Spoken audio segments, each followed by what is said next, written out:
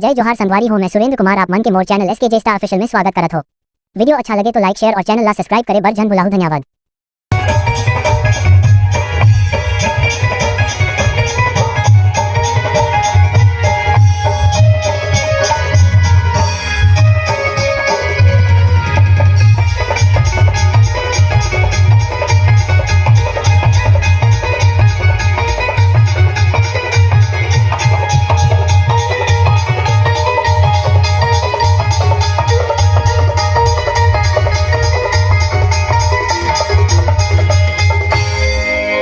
ये बोला झावारे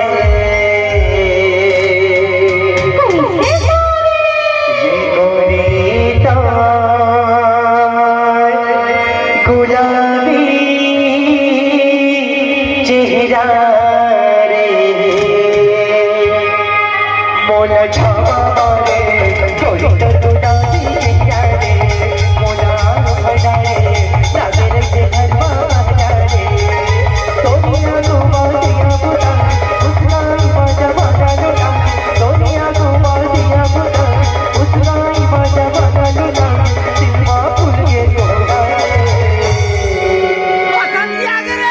रानी तो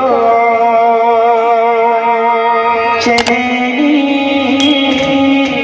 चेहरा रे बोला झारे गोरी तो रानी चेहरा रे बोला भड़ारे लागे रे घरवा भड़ारे